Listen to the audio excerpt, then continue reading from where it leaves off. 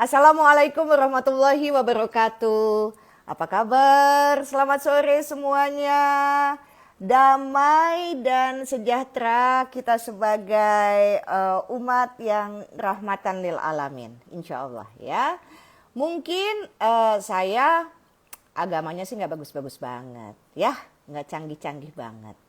Akan tetapi ada seseorang yang dekat dalam kehidupan saya untuk berdiskusi, namanya Cak Islah atau dipanggilnya Cak Is. Cak Islah ini yang akan on air bersama saya dalam Pojok Syahnas yang hari ini membicarakan soal damai ya.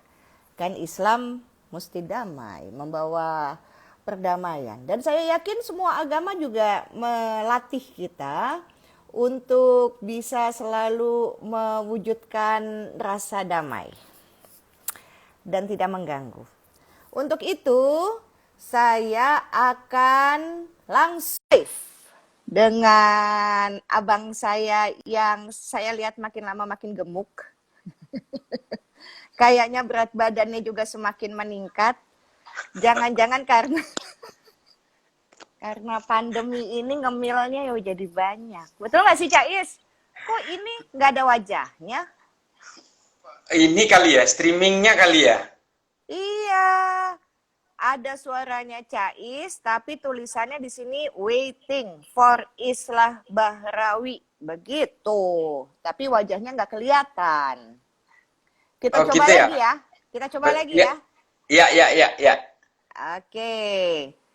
Baik, saya akan mencari Cak Is yang hari ini sudah siap. Coba. Nah, saya yang mengundang Cak Is kalau begitu ya. Siapa tahu signalnya bagus. Dan langsung terlihat wajahnya yang gino-gino itu. Tuh, kan tetap nggak kelihatan. Waduh, gimana ya?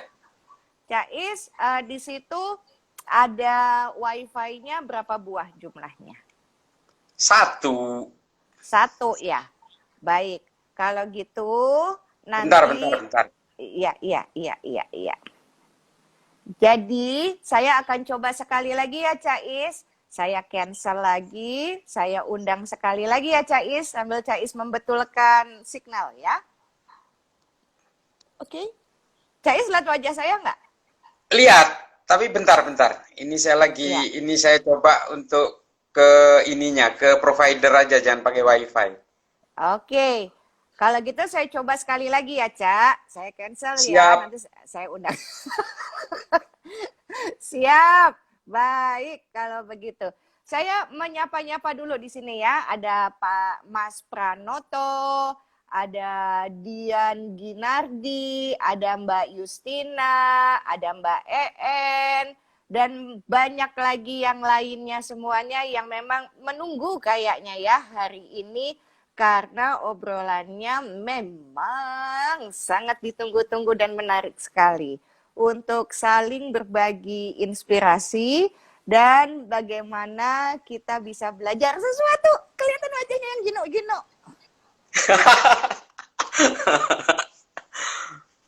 Assalamualaikum warahmatullahi wabarakatuh. Waalaikumsalam warahmatullahi wabarakatuh.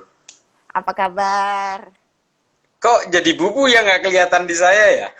Ya udah, nggak apa-apa. Cak Is nggak bisa ngelihat wajahku, nggak apa-apa. Yang penting wajah Cak Is terlihat di siaran live ini, nggak apa-apa.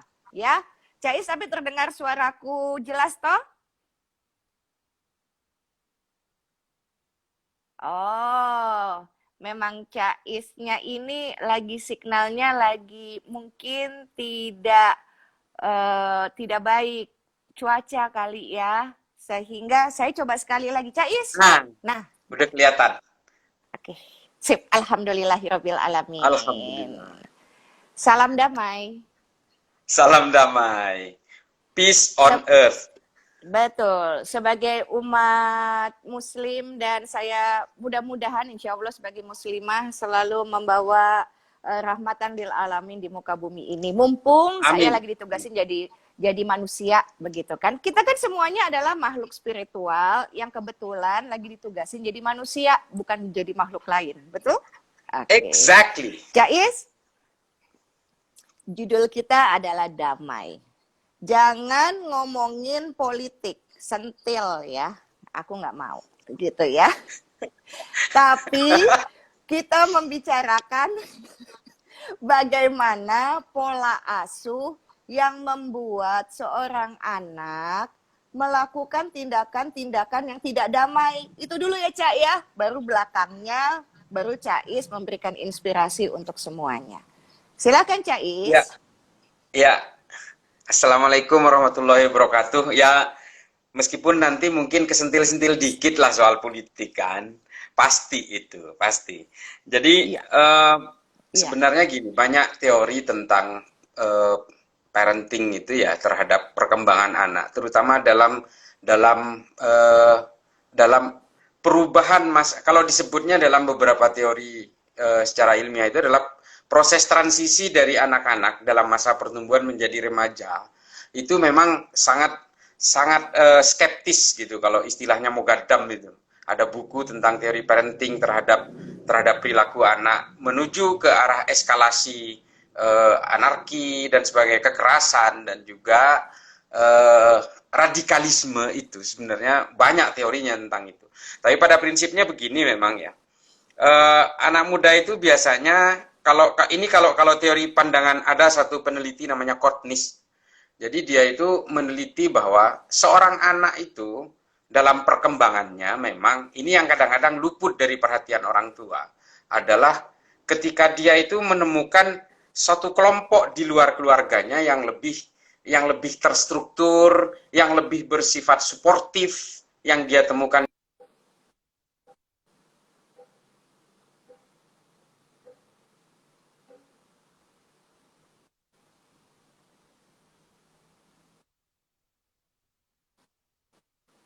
putus. Ini apa namanya? Itu kemudian menjadi anak muda yang masa pertumbuhan akan lebih tertarik untuk ke arah sana karena memang tidak ditemukan itu di dalam rumahnya. Satu hal juga yang membuat ketertarikan seorang anak untuk kemudian berkenalan dengan sesuatu yang berbeda, alih-alih juga mengenal sesuatu yang bersifat violence, kekerasan dan sebagainya, itu ketika orang tuanya sendiri tidak sanggup mensejajarkan pemahaman anak dengan orang tuanya. Ini sangat lazim ya, banyak sekali terjadi. Tapi dalam hal kekerasan dan juga radikalisme, ekstremisme dan sebagainya, itu memang biasanya orang tua itu melihat perkembangan seorang anak menuju dewasa, itu biasanya orang tua sangat euforia dengan perkembangan anaknya yang menemukan sesuatu yang baru. Banyak teori tentang ini ya yang mengatakan bahwa ketika orang tuanya menemukan anaknya sesuatu yang baru, tapi ketika menemukan perkembangan sesuatu yang baru itu menuju ke arah fanatisme dalam hal agama, politik atau apapun, nah ini kemudian orang tuanya mulai kewalahan ketika menemukan itu. Saya kira itu kondisi awalnya. Baik, Cais, sebelum dilanjutkan, tadi saya mengulang lagi dan saya sudah menangkap apa yang disampaikan waktu terputus signalnya ya. Jadi ada beberapa yang bertanya mengenai diulang dong. Baiklah, begini ya. Seorang anak, kita ngomongnya soal anak dulu ya. Kita tuh pernah menjadi anak-anak, tapi anak-anak belum pernah jadi orang dewasa. Nah, seorang anak itu jika dia bertemu dengan sesuatu yang sangat seksi di luar tatanan keluarganya, kemudian strukturnya begitu menarik, maka jika fondasinya tidak kuat, dia akan magnetnya tuh akan kebawa ke arah sana. Sehingga kesimpulannya ini adalah bagaimana urusan negara dibenarin dulu dari urusan yang paling kecil, yaitu keluarga. Sehingga jangan sampai kita sebagai ayah, sebagai bunda kecolongan. Begitu ya, Cak? Jangan sampai lepas survei, monitor, begitu kan ya. Walaupun kita tidak bisa seperti helikopter yang terus ngikutin anak. Tapi fondasinya mesti benar. Begitu kesimpulannya ya, Cak? Ya. Betul sekali. Nah, Islam mengajarkan apa soal faktor keayahan? Nah, kan saya bilang tadi waktu saya buka begini nih.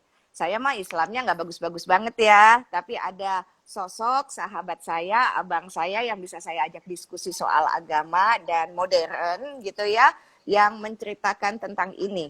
Bahwa faktor keayahan itu sangat penting sekali.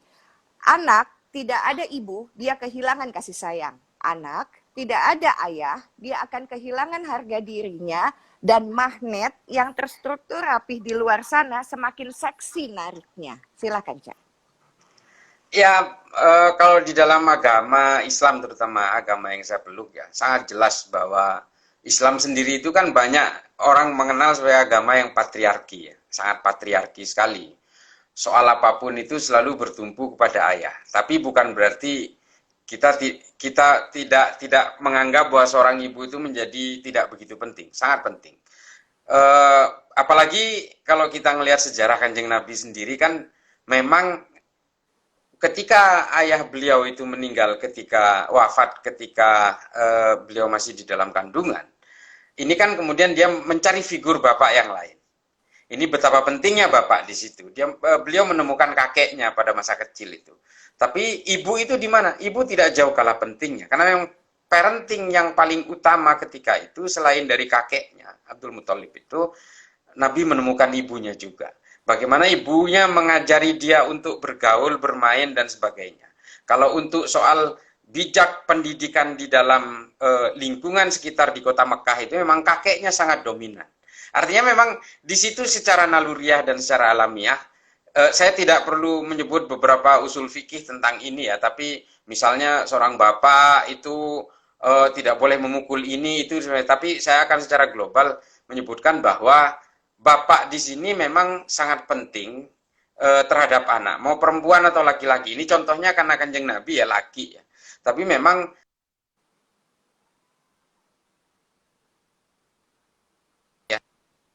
banyak ahli sejarah yang sepakat bahwa kakeknya inilah yang membentuk karakter Kanjeng Nabi sehingga dia menjadi laki yang kuat, lelaki yang mudah dipercaya, alamin dan sebagainya itu. Kalau ibunya memang dia lebih ke masalah humanismenya, bagaimana dia bermain, bagaimana ibunya juga mengajari berenang. Kalau di dalam Martin Link, bukunya Martin Link itu, bahkan ibunya mengajari Kanjeng Nabi itu bermain layangan waktu kecil. Artinya kalau layangan ini kita kan domainnya kesannya mainan laki-laki, tapi justru ibunya yang mengajari Kanjeng Nabi di Madinah, ngajari berenang dan juga main layangan. Nah, ini kan sebenarnya bisa kita buat irisannya bahwa seolah-olah begini, kakeknya Kanjeng Nabi ini mendidik Kanjeng Nabi ini dalam konsep yang bersifat visioner, pembentukan karakter. Pembentukan karakter kalau cucu saya ini akan besar nanti. Tapi ibu itu memang dalam keseharian, day to day operation lah kasarnya gitu. Ibu itu perannya di sini kalau ngaca ke sejarah Kanjeng Nabi gitu ya. Baik, kurang lebih Cais, gitu. Kalau begitu kesimpulannya kemana ayah dan bunda, para buah hati kita yang melakukan demo dan anarki, yang akhirnya merusak banyak sekali fasilitas yang kalau diganti mahal sekali. Kita kan lagi susah negara kita. Kemana ayah dan bundanya? Pasti Cais bicara kayak begini, yo jangan teori tok, gitu ya Cak ya. Pasti saya yakin Cais itu membuat sebuah penelitian, penyelidikan, apa yang terjadi, sehingga kami bisa membantu semuanya untuk memperbaiki ini. Silakan Cak. Ya, saya terus terang karena hidup saya ini dari buku sebenarnya ya. Saya sendiri saya selalu terapkan di dalam keluarga saya, terutama kepada anak-anak saya. Ya, alhamdulillah sampai saat ini ya masih under control lah anak saya. Tapi memang ada satu teori yang mengatakan begini, namanya teori Moskalenko. Moskalenko ini seorang peneliti perilaku anak dan orang tua ketika anak di dalam rumah dan juga di luar. Dia ini sangat getol di seputaran itu. Buku-bukunya tentang itu semua. Moskalenko ini juga bagaimana perilaku anak berubah menjadi anarki, berubah menjadi violence, berubah menjadi radikal dan sebagainya. Memang seputaran perilaku anak. Memang perilaku anak ini agak sedikit unik ya. Kalau kita arahkan kepada soal anarki, kekerasan dan sebagainya. Ini kan sebenarnya orang tua anak yang cenderung melakukan kekerasan di luar rumah itu menurut Moskalenko ini begini awalnya. Orang tua itu menghindari pembicaraan yang sifatnya kontroversial ketika ada di rumah. Sesuatu hal yang tidak normatif, yang tidak bermoral itu jarang dilakukan percakapan itu di rumah. Sifatnya begini, orang tua kita ini terhadap anak-anak ini di rumah hanya selalu melakukan compare begini misalnya. Satu contoh, ini menurut Moskalenko ya, bahwa kamu jangan tiru dia loh. Dia itu jahat karena dia itu perilakunya kayak gini. Nah, hanya di tataran seperti itu. Dia melakukan studi komparasi dengan anak-anak yang sebaya. Nah, sesuatu hal yang sifatnya kontroversial berlaku secara umum, misalnya tentang radikalisme, ekstrim, segala macam, itu jarang dilakukan di rumah. Karena apa? Orang tua punya anggapan, kalau anak saya selalu dijejali dengan sesuatu yang bersifat violence, nah, itu anak saya nanti akan meniru itu. Nah, ini kan persoalannya berada di persoalan komunikasinya.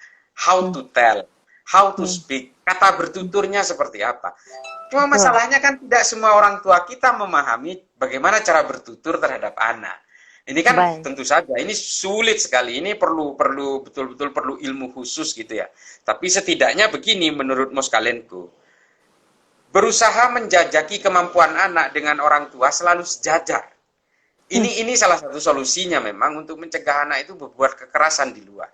Kecuali lain cerita kata Moskalenko, kalau bapaknya juga terbiasa melakukan tindak kekerasan di luar, maka dia sulit mengarahkan anaknya. Artinya gini, kasarnya gini, kalau bapaknya itu seorang preman, tentu saja dia sulit untuk mengendalikan anaknya, karena dia berbuat hal yang sama di luar. Makanya kesejajaran antara orang tua dan anak, itu kadang-kadang memang itu yang membuat satu handicap gitu ya, satu hambatan di dalam keluarga. Itu susah ya kalau ya lanjut. Lanjutkan Cais. Jadi susah ya, lanjutkan.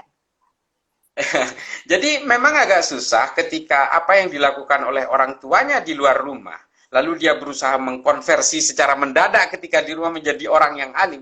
Nah, ini sulit. Karena apa? Anak ini, kata Moskalenko, akan menemukan pembanding figur yang selama ini paling dekat dengan dirinya itu adalah bapaknya. Ini susah ini. Ini memang sangat susah.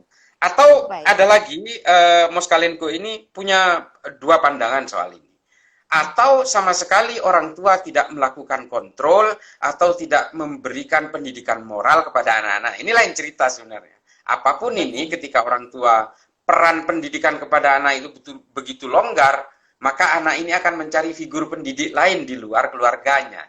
Kalau dia ketemu dengan struktur yang menurut dia sangat rigid dan suportif, teman-temannya, lingkungannya itu ternyata demen tawuran, maka dia akan ikut ke sana. Nah, demo kemarin yang dibilang anarko ini kita bahas lain waktu lah. Yang katanya dibilang anarko, ini kan sebenarnya sebagian besar yang kalau saya lihat yang ditangkap oleh Polda kemarin ini adalah anak-anak yang ikut-ikutan karena memang begitu longgarnya peran orang tua mengontrol anaknya. Ini terlihat ketika saya juga terlibat di Polda ketika anak-anak ini dikembalikan pada orang tuanya. Orang tuanya banyak yang kaget. Kamu ngapain sih ikut-ikutan begini? Anaknya nangis, sungkem ke kakinya segala macam itu. Ini artinya orang tuanya ternyata tidak tahu bahwa anaknya itu dia seperti mengalami shock dan juga mengalami kaget. Loh, kok anak saya ikut ini? Karena apa? Karena dia selama di rumah itu tidak dikontrol. Seperti itu awalnya. Baik. Dan kurang sebetulnya mungkin ada teori tambahan ya, Cak. Ya kan ini kan sebetulnya obrolan kita ini adalah urusannya diskusi untuk menemukan formulasi yang silakan diterjemahkan dalam kehidupan para sahabat kita masing-masing di rumahnya. Begitu ya? Ya. Saya akan ngambil kalimat tentang komunikasi yang terselip dalam kalimat panjangnya Cais tadi. Dalam urusan komunikasi itu, Cak, itu tidak dilatih mengenai perbedaan pandangan. Begitu ya? Karena saya dibesarkan dan saya kebetulan sekolah untuk mengasah sifat atau gaya kritis berpikir. kritis itu beda dengan tukang kritik, setuju ya? Kritis itu adalah melihat blind spot yang tidak dilihat orang lain, kemudian saya menemukan itu dan saya bisa mewujudkan itu. Baru kita disebut kita memiliki cara berpikir yang kritis. Dan itu dilatihnya adalah di rumah, Cak. Komunikasi ya, itu di rumah. Bahwa perbedaan pendapat antara kita, generasi orang tuanya dengan anak-anak itu biasa. Jangan dibilang anak melawan sehingga kita doain dia masuk neraka, begitu ya. Enggak, dia kan lagi melatih cara berpikir kritisnya. Harusnya itu diakomodir sebagai sebuah keberkahan dibandingkan yang ada di Polda kemarin itu pasti anak yang tidak pernah melawan sama orang tuanya. Cekel omonganku. Karena apa? Pasif. Iya, itu adalah anak-anak pasif yang tidak berani untuk berbeda pendapat dengan orang tuanya, tidak terlatih. Orang itu kalau misalnya dia melakukan tindakan fisik, artinya dia udah kehabisan akal untuk pakai kalimatnya dia mengubah mindset orang lain, Cak. Betul ya? Ya. Gitu loh. Ya. Karena perbedaan pendapat itu adalah anugerah dari Allah. Setuju? Asli. Bukan hanya perbedaan pendapat, perbedaan manusia pun, karakter, agama, keyakinan, semua itu memang sudah didesain oleh Allah. Benar.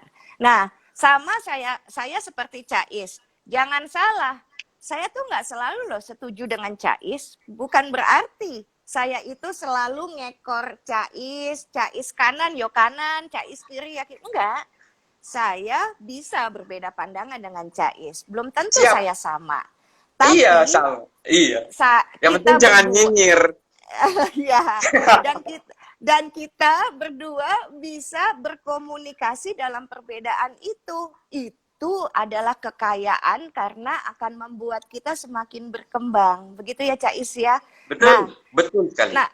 Nah, ini yang perlu nih Cais untuk mungkin ya masuklah ke pesantren atau tempat-tempat agama atau keluarga.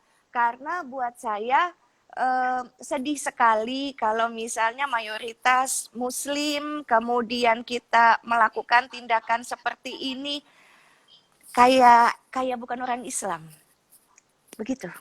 Betul kan kalau saya salah? Silakan. Ya, saya kira betul ya. Saya terus terang saya sangat tertarik tadi yang soal kritik dan sebagainya di dalam keluarga. Ini memang di dalam keluarga itu memang harus diupayakan tercipta dialektika. Ada dialektika dalam suatu permasalahan. Seorang anak yang introvert itu kan sebenarnya memang harus dipompa supaya terjadi dialektika. Artinya begini, perdebatan di dalam keluarga itu kadang-kadang memang perlu. Dalam konteks perdebatan bukan memberontak ya. Perdebatan terhadap satu hal itu memang saya ini salah anak saya ikut ini di sini ada di dalam live IG ini sebenarnya.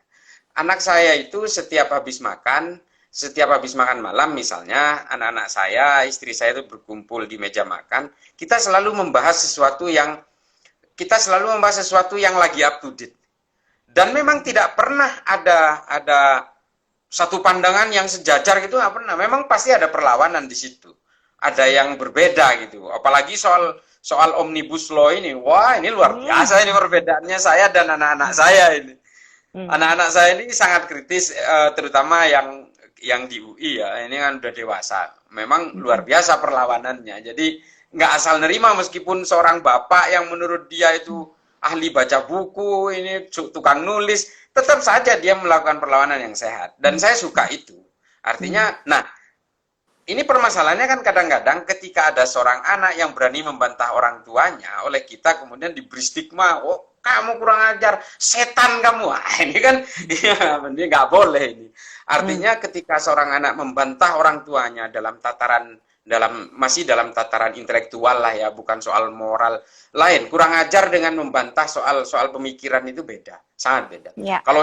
Kalau udah kurang ajar, nggak etis, itu memang kita harus mendidik itu, nggak boleh itu. Nah, tapi kalau bantah-bantahan soal tentang sesuatu, mulai dari infotainment sampai soal politik, itu memang kalau saya punya tradisi itu memang.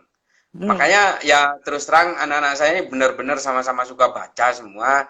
Ya karena memang dia harus punya senjata kalau mau melawan bapaknya.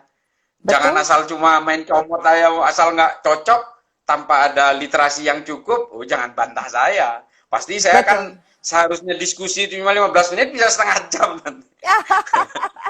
Betul, karena Seperti itu. Cais, iya, karena Cais ternyata orang yang berguna ilmunya adalah orang yang tidak copy paste, orang Ya, yang tidak ngekor, orang yang tidak main nyomot. Dia menemukan cara berpikir yang berbeda dan itu tergantung apa yang dia baca dan dengan siapa dia berdiskusi. Kita pegang ya, ya, apa yang dibaca dan dengan siapa dia berdiskusi. Itu ya.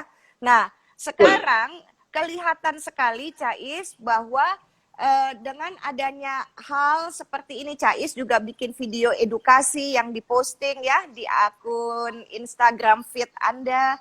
Kemudian saya juga melihat ternyata banyak sekali pelintiran-pelintiran yang ada di sekitar kita. Maka seseorang anak yang banyak membaca buku dan dia tahu berdiskusi dengan siapa, konsep dirinya utuh Cais. Dia nggak akan Ya, bisa ikut-ikutan. Begitu ya Cais ya. betul. Berikut Betul. berikut juga termasuk ekstraksi gitu ya, inti dari tugas kita sebagai manusia di muka bumi ini Cais gitu loh. Ya, Aku suka saya tidak taking side ya, karena ya. setiap orang punya kepentingan. Setiap orang punya pembenarannya tersendiri. Cais punya cara berpikir benarnya, tentu berbeda dengan yang oponen gitu ya. Nah, Exactly. kemudian yang paling saya sedih adalah mengatasnamakan Tuhan untuk melakukan sesuatu tindakan yang buat saya tidak ilahi ya. Tapi kan saya agamanya kan setengah-setengah ya. Belum pinter banget Ini udah kayak mulai Cais. nyerempet-nyerempet ya. ini ini udah mulai nyerempet-nyerempet ke beranda kita ini. Gak Silakan apa-apa. Cais. Mari kita kita bahas. Jadi begini memang. Ini udah mulai melebar ya. Ini terlepas dari soal pendidikan anak dalam keluarga, tapi saya harus menggunakan pola pendekatan politik dan agama ini mau nggak mau karena memang ini sedang up to date ini sekarang.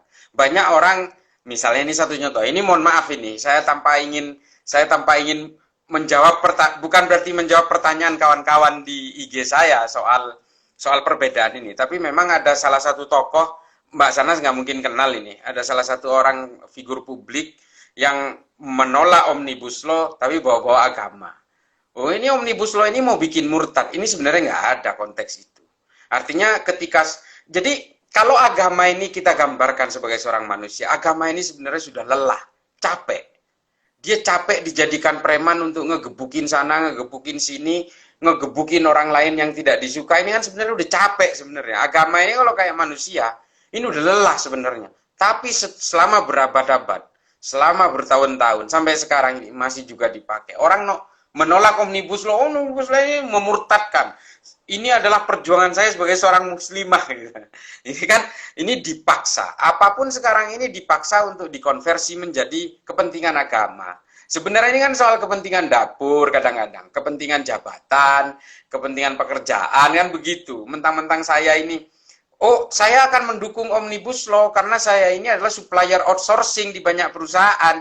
Banyak juga yang seperti itu. Artinya keberpihakan itu kadang-kadang di backup oleh kepentingan pribadi. Tapi yang kalau itu wajar saya kira. Saya nggak bisa nyalahkan. Banyak yang orang melakukan seperti itu. Tapi kalau kemudian ada satu persoalan diseret paksa menjadi bagian dari isu entitas agama, nah ini menurut saya sudah pembodohan kalau menurut saya. Ini apalagi banyaklah yang kayak gitu sekarang. Sampai nggak mungkin kenal orangnya. Ibu-ibu lah. Ini kan Sekarang gini, ya betul. Nah, pertanyaanku, dengan orang yang berbeda itu, dengan paradigmnya dia yang berbeda, bisakah Cais bekerja sama? Karena sebagai orang Islam, kita mesti compatible, Cais. Kita mesti menerima perbedaan. Balik lagi tuh ke tadi ya. Jangan pernah kita menganggap karena kita ngerasa benar, kita menghakimi dan nonjok-nonjok orang yang salah. Itu pun tidak benar di mata Tuhan. Setuju ya, Cais ya? Ya. Ini kan sebenarnya kembali kepada secara definitif tentang radikal ya. Saya jadi ingat ini. Jadi sebenarnya gini, tentang radikal ini pada akhirnya akan kembali ke pertanyaan Mbak Sahnas, Mbak Bubu ya. Radikal ini sendiri sampai sekarang secara definitif tidak ada definisi yang tepat sebenarnya. Bukan definisi yang tepat. Artinya banyak sekali pemikiran orang tentang radikalisme ini secara definitif. Macam-macam. Bahkan bisa saya bilang ini udah hampir 1000-an lah. Definisi tentang radikal. Berbeda-beda. Jadi memang ada definisi menurut Scott Altran juga lain. Menurut Daniel Kohler lain. Menurut Mogaddam. Menurut Brandon, Moskalenko, Kortnis, banyak. Belum lagi dalam Islam itu ada Usamah Sayyid Al-Azhari. Macam-macam. Ada Said Qutb juga tentang radikalisme ini juga mengeluarkan ijtihad tentang definisinya. Tapi pada dasarnya begini. Radikal itu ada yang berpendapat secara positive thinking bahwa radikal itu belum tentu berbahaya. Radikal itu juga bisa bersifat jinak, yang penting dia ada pemberontakan kritis. Nah, ini kembali ke soal kritis tadi.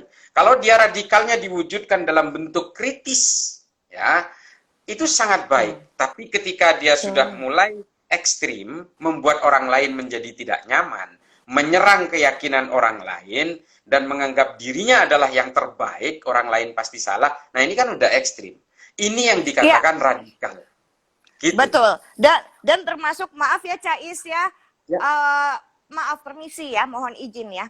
Jangankan menyerang keyakinan orang lain, saya pun sering diserang karena saya tidak berhijab. Oleh siapa itu yang nyerang itu? Sama teman-temannya Cais, sama temannya Cais ya.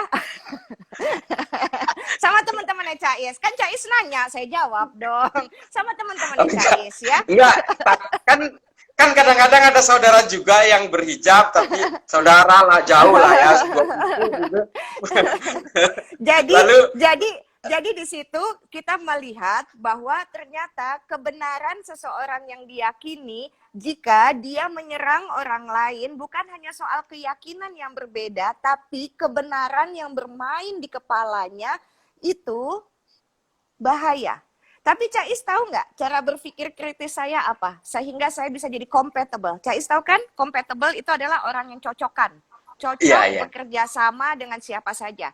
Cocok berada di situasi apa saja. Cocok di level emosi yang damai.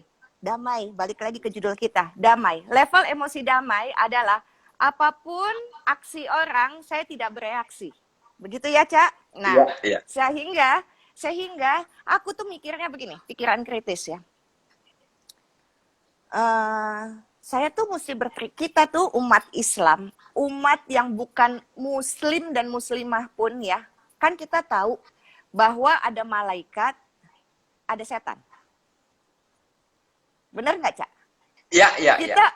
Kita perlu nggak terima kasih sama makhluk jahat? Perlu. Kita perlu nggak terima kasih sama iblis? Perlu. Kenapa? Ya. Kalau misalnya mereka tidak ada dan mereka tidak membisikkan sesuatu yang jahat dan kita, nalar kita berjalan bisa memilah dan memilih, maka bagaimana mungkin kita bisa tiket masuk surga? Jadi kita perlu nggak terima kasih? Perlu. Setuju ya, Cak? Gitu lah. Setuju.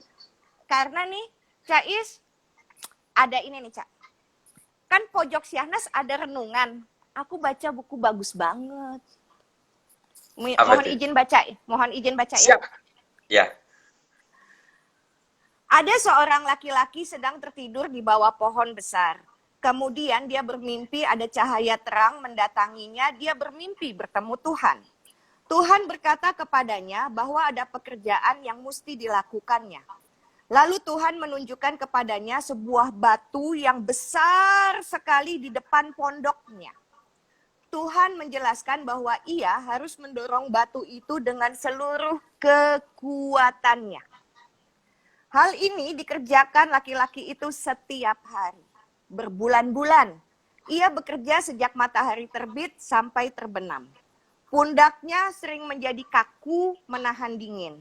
Ia kelelahan karena mendorong dengan seluruh kemampuannya. Silakan terjemahkan masing-masing ya.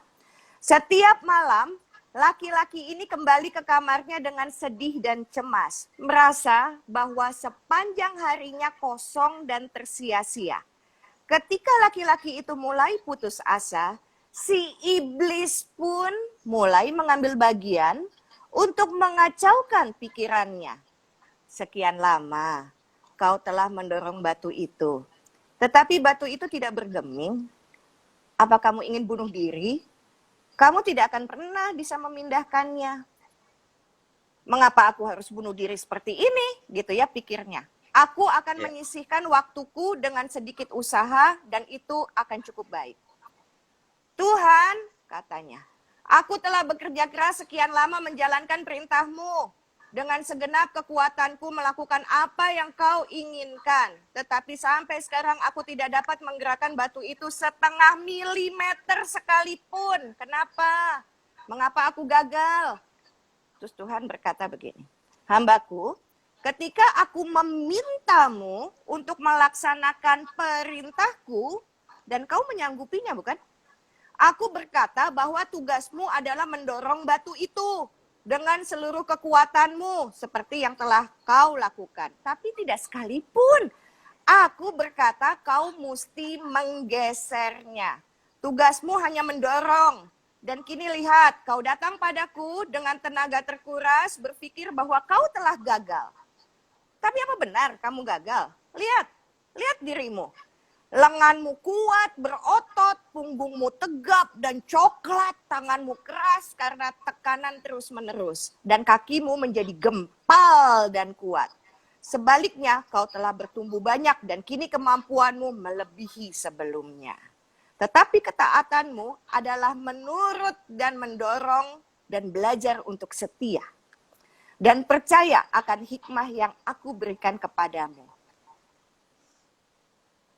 Dalam ya kalimatnya. Keren banget. Yes. Ya ini kan sebenarnya mungkin ya kayak gini lah. Mungkin kalau di dalam ini banyak tinjauannya ya. Kalau kata Thomas Aquinas itu filsuf ya. Secara filsafat memang ini kan satu-satunya filsafat yang saya suka karena dia menjadikan filsafatnya dia itu teologisme itu sebagai tumpuan utamanya. Iya. Dia mengatakan ya sama seperti orang-orang Islam juga, meskipun Thomas Aquinas ini Katolik ya, tapi dia mengatakan bahwa setiap ujian yang diberikan oleh manusia itu adalah semakin berat ujian itu berarti kita dianggap semakin mampu untuk mengatasi. Kalau semakin ringan ujian itu ya berarti kita dianggap segitulah level kemampuannya. Ini kan sama di dalam Islam juga seperti itu. Dari setiap ujian-ujian yang diberikan Allah ini ada hikmah-hikmah tersembunyi di dalamnya yang akan dirasakan kemudian entah itu kita mengalami keberhasilan atau kegagalan mengatasi ujian-ujian itu. Ini di dalam Islam seperti itulah kurang lebih. Ini ada di dalam kitabnya Imam Ghazali Al-Mustadhariyah itu sangat jelas itu di bold kalau dalam ini kata-kata itu ya. Kalau Thomas Aquinas lain lagi. Kalaupun ada iblis menggodamu untuk segera meninggalkan ujian itu dan berputus asa, sebenarnya iblis itu tidak ada di sekitarmu. Iblis itu ada di dalam badanmu sendiri. Jadi putus asa itu menurut Thomas Aquinas itu adalah iblis yang bersemayam di dalam diri kita. Jadi kita jangan mencari kambing hitam, oh tembok ini iblis, oh itu iblis yang menghalangi saya ini ternyata iblis. Bukan, iblis itu ada di sini, di dalam diri kita. Yang membuat kita putus asa, depresi dan sebagainya. Ini Thomas Aquinas. Imam Ghazali kurang lebih sama. Karena ini memang saling berkaitan ini sebenarnya. Banyak yang bilang Thomas Aquinas ini banyak ngutip dari kitab-kitab filsafatnya Imam Ghazali. Ada yang bilang begitu. Tapi menurut saya enggak. Thomas Aquinas benar-benar mengekstraksi itu dari Bible menurut saya. Baik. Kalau gitu Cais, dalam kasus kita balik lagi ya, tarik lagi ya. Dengan adanya demo belakangan ini yang ada di Indonesia, anggaplah itu menjadi sebuah batu gitu kan ya. Bagaimana caranya supaya seperti laki-laki yang tadi dalam cerita terbangun dalam mimpinya dan bersujud syukur karena ia merasa dan paham bahwa ia telah mendapat hidayahnya. Begitu ya. Jadi bagaimana caranya? Anda orang lapangan, saya pun begitu, Cak. Walaupun Anda pembaca buku, begitu juga saya, tapi saya bukan orang yang main di teori. How to? Bagaimana caranya? Ya, ya. Silakan. Saya terus terang agak sedikit terlibat ya kemarin dalam profiling orang-orang yang ditangkap itu. Saya memang sempat bahkan ada napi teroris kadang-kadang juga kita ajak ngobrol gitu. Ini kan sebenarnya eh, apa yang dilakukan oleh mereka ini, kalau ini saya terus terang karena pembaca buku saya mohon maaf ini selalu melakukan pendekatan teori-teori literasi ya. Jadi sebenarnya kalau saya perhatikan dari anak-anak ini sebenarnya prinsip-prinsip moral mereka ini berubah ketika berada di luar dan dia kemudian ikut membakar halte, ngeroyok polisi sampai koma segala macam itu dan juga berani melukai orang lain dengan kekerasan-kekerasan yang terjadi itu sebenarnya memang ada konflik di dalam spiritualnya, ada konflik di dalam pandangannya. Jauhnya dia dari orang tua, jauh dalam konteks psikologi ya, bukan dalam konteks fisik ya. Itu juga menjadi problem.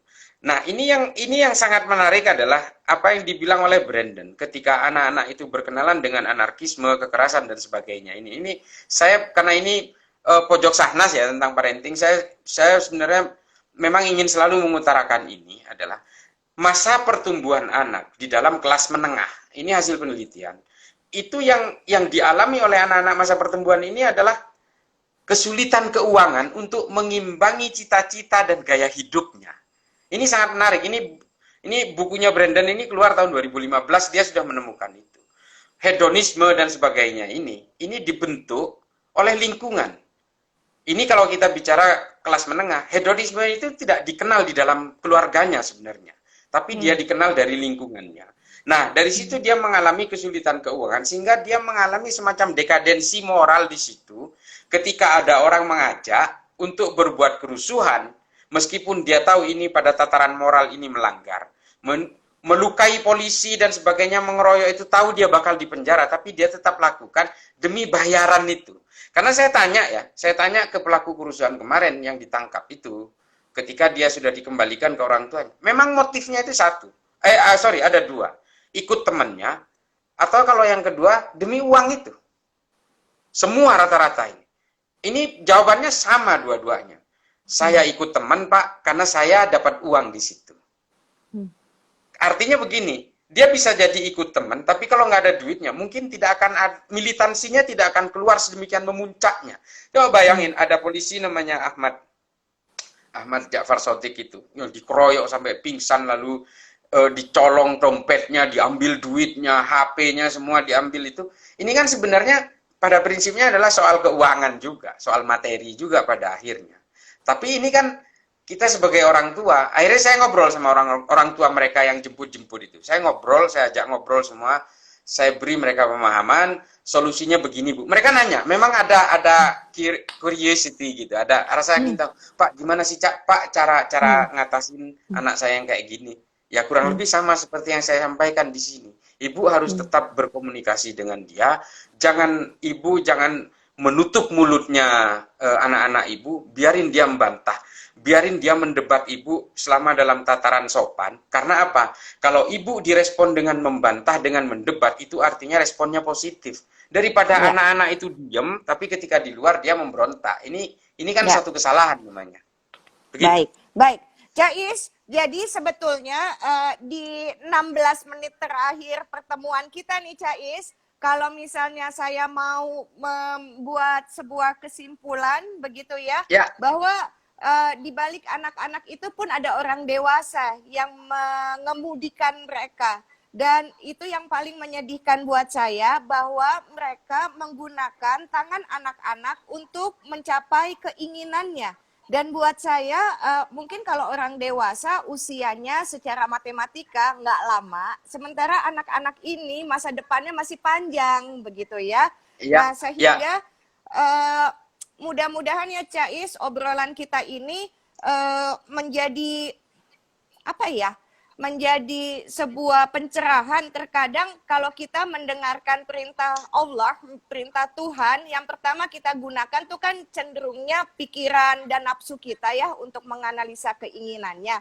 Bukan keimanan dahulu yang kita utamakan, begitu loh. Ya. Makanya kalau kita sholat, kita berdoa kan ujungnya minta, minta, minta, begitu kan ya.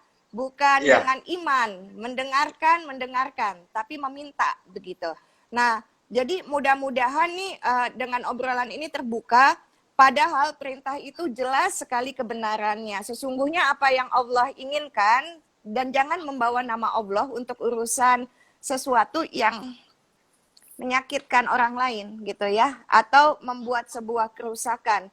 Karena yang diinginkan tuh sederhana. Betul kan kalau saya salah dengan ilmu agama saya yang tidak setinggi Anda ya? Bahwa tidak setinggi siapa? Tidak setinggi yang sana kali.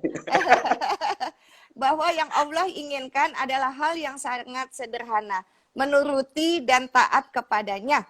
Dan yakin itu adalah kebutuhan kita. Karena Allah tidak butuh ibadah kita, tidak butuh demo kita, tidak butuh anarki tindakan yang kita lakukan demi Allah. Ketika semua makhluk berpaling dari Allah, maka tidak akan mengurangi sedikit pun kebesaran dan kemuliaan Allah.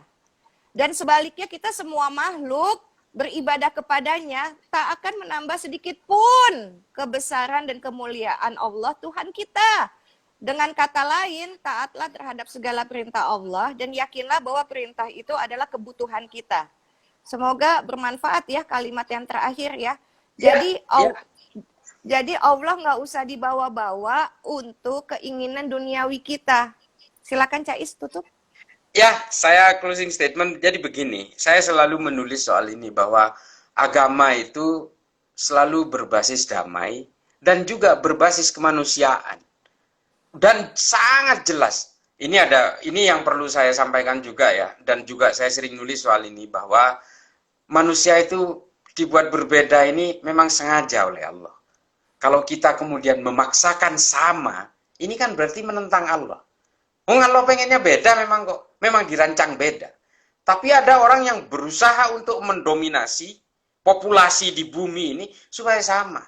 Nah, ini kan sebenarnya melawan kehendak Allah. Yang nomor dua adalah bahwa kita ini sebagai orang yang beragama ini, mbok ya janganlah selalu membawa agama itu sebagai senjata. Sebagai senjata untuk menyerang orang lain. Atas nama kepentingan dirinya, lalu agama dijadikan sebagai bodyguard gitu, sebagai preman. Gebuk sana, gebuk sini. Ini kan nggak boleh. Karena memang begini kalau saya berkeyakinan sampai Allah itu begini loh, menghina pemeluk agama lain pun sama Allah itu dilarang. Karena kalau kalian menghina sesembahan mereka, maka sesembahan kamu juga akan dihina sedemikian jadi, dan itu artinya menghina saya kan gitu. Itu yang memang selalu diingatkan oleh Allah. Dan Allah selalu pernah ketika Nabi Muhammad menyelesaikan perjanjian Hudaibiyah itu, setelah dia berdamai dengan orang kafir Quraisy dari Mekah, itu sangat jelas itu. Allah itu memberikan statement yang menurut saya itu adalah menjadi satu rangkaian, satu entitas frasa yang sangat kuat bahwa Islam itu adalah rahmatan lil alamin dalam damai, mengatakan begini, Muhammad, kamu telah melakukan perjanjian damai dengan mereka. Dan ini adalah kemenangan yang nyata. Artinya apa? Damai itu adalah kemenangan. Peperangan, berhasil membunuh semua musuh-musuhnya. Itu Nabi Muhammad tidak pernah artinya Nabi Muhammad tidak pernah disanjung oleh Allah karena dia berhasil membunuh orang-orang kafir Quraisy itu bergelimpangan dalam perang Badar misalnya. Tidak, tapi ketika melakukan perjanjian damai dengan orang kafir Quraisy, Allah memberikan itu kepada Nabi Muhammad. Ini kemenangan yang nyata buat kamu. Ini kan seharusnya sudah ada bahwa ini ada bad thing dan juga ada good thing gitu. Nah, good thing-nya adalah damai itu. Nah, jadi artinya gini loh, kalau persoalan-persoalan dapur sendiri, kepentingan politik sendiri, kepentingan-kepentingan kita lalu disuarakan seolah-olah ini kepentingan agama, politisasi agama, penunggangan agama. Loh ya kok nggak berkaca dengan beberapa ayat-ayat Allah itu tadi gitu loh. Ini harus kita pahami itu semua karena ini bagaimanapun damai ini dengan beragama ini ya kita memang harus harus siap untuk damai. Kalau memang kita itu memang menggemari kekerasan, sangat gemar dengan kebencian, sangat suka untuk melukai orang lain, ya nggak usah beragama. Karena memang dengan beragama itu memang orang harus damai. Lalu kalau ada orang merasa beragama tapi masih melakukan kekerasan terhadap orang lain, ya mending nggak usah beragama. Karena ganti agama pun sama nantinya, gitu loh. Kurang lebih seperti itu, karena semua agama itu ya itu berbasis kedamaian membawa dan juga perdamaian dan kemanusiaan, humanity. Saya kira itu ya closing statement-nya. Terima Ini kasih saya kurang banyak. tidur, buku. Mohon maaf saya kurang tidur, jadi berbahasa itu nggak selancar biasanya. Kalau saya udah 4 hari ini kurang tidur, saya banyak pekerjaan yang saya lakukan, apalah macam-macam itu. Karena biasanya Cais kalau kurang tidur ngemilnya atau makannya jadi semakin banyak. Jadi kita pahami kenapa makin genuk-genuk gitu ya, pipinya makin penuh. Baik, semuanya terima kasih sahabat Yaca Isla dan saya Pojok Syahnas. Kali ini saya tutup. Semoga Allah selalu membimbing kita ya di jalan kebenaran dan semoga bermanfaat dan semoga termotivasi Amin, gitu amin. loh dari obrolan kita. Dan saya tutup karena ini Cais adalah masternya pondok gitu ya. Jadi saya tutup dengan Quran surat At-Taubah. Ali Imran. Ya? Oh, At-Taubah. At-Taubah, bahwa mereka itu adalah orang-orang yang bertaubat, yang beribadat, yang memuji, yang melawat, mencari ilmu dan jihad, yang ruku, yang sujud, yang menyuruh berbuat ma'ruf dan mencegah berbuat munkar, dan yang memelihara hukum-hukum syariat Allah, dan gembirakanlah orang-orang mukmin itu. Amin. Mudah-mudahan kita menjadi orang yang semacam itu ya. Sesuai dengan Quran surat 9 At-Taubah ayat 112. Saya tutup seperti itu. Terima kasih. Assalamualaikum warahmatullahi wabarakatuh. Waalaikumsalam warahmatullahi wabarakatuh.